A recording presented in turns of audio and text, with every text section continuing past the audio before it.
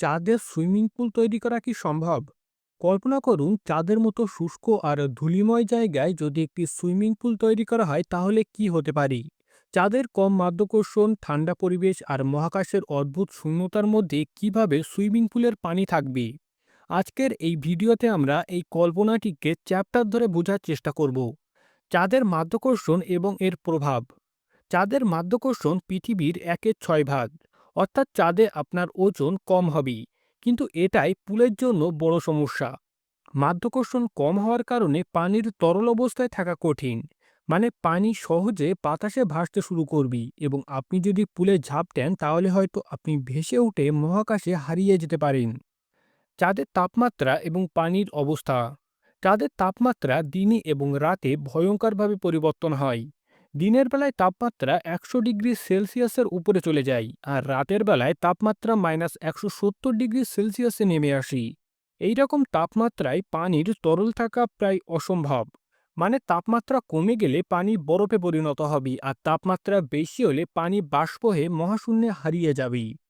চাঁদে swimming pool তৈরি করতে হলে কি করতে হবে? যদি চাঁদে একটি সুইমিং পুল বানাতে হয় তাহলে প্রথমে একটি বিশাল ডোম তৈরি করতে হবে। এই ডোমটি চাঁদের শূন্য মাধ্যাকর্ষণ এবং কঠিন তাপমাত্রা থেকে পুলকে রক্ষা করবে। সেই সঙ্গে পুলের মধ্যে যাতে পানি না ছড়ায় তার জন্য একটি বিশেষ প্রযুক্তির প্রয়োজন হবে। মানে এই ডোমের ভিতরে পৃথিবীর মতো পরিবেশ তৈরি করতে হবে যাতে পানি তরল অবস্থায় থাকে। চাঁদে পানির সরবরাহ নিয়ে সমস্যা। চাঁদে সুইমিং পুল তৈরি করতে হলে প্রথমে যে সমস্যাটি হবে সেটি হলো পানির উৎস। চাঁদে প্রাকৃতিকভাবে খুবই কম পানি পাওয়া যায়। দক্ষিণ মেরুর কিছু স্থানে বরফ আকারে পানি রয়েছে, আর এই বরফ গলিয়ে পানি তৈরি করা সম্ভব, কিন্তু তার জন্য প্রচুর শক্তি ও আধুনিক প্রযুক্তির প্রয়োজন হবে। এছাড়া পৃথিবী থেকে পানি পাঠানো অনেক ব্যয়বহুল। একটি হিসাব অনুযায়ী পৃথিবী থেকে চাঁদে 1 লিটার পানি পাঠাতে কয়েক মিলিয়ন ডলার খরচ হতে পারে। তাহলে চিন্তা করুন একটি পুল তৈরি করতে কত টাকা খরচ হতে পারে। চাঁদে সাঁতার কাটার অভিজ্ঞতা কেমন হবে? চাঁদে সাঁতার কাটার সময় আপনার শরীর পানির থেকে বেশি মাধ্যাকর্ষণের দ্বারা প্রভাবিত হবে।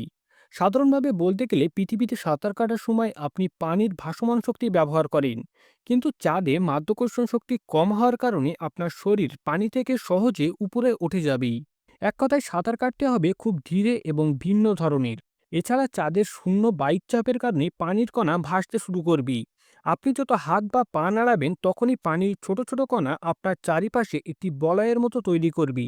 এটা দেখতে দারুণ মজার হলেও বাস্তবে এটি নিয়ন্ত্রণ করা খুবই কঠিন।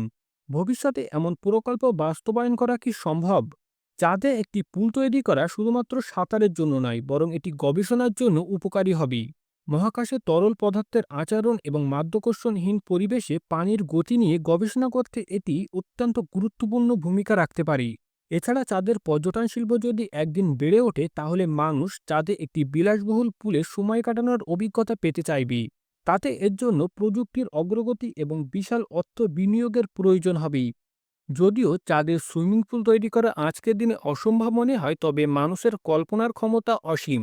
আমাদের পূর্বপুরুষরা যখন প্রথমে আকাশের দিকে তাকিয়ে চাঁদে পা রাখার স্বপ্ন দেখেছিল সেটিও একসময় অসম্ভব মনে হতো। হয়তো একদিন আমরা চাঁদে শুধু হাঁটবো না, বরং সাঁতার কাটবো। আপনার কি মনে হয় চাঁদের সুইমিং পুল বানানো ভবিষ্যতে কি সম্ভব? আপনার মতামত কমেন্টে জানান।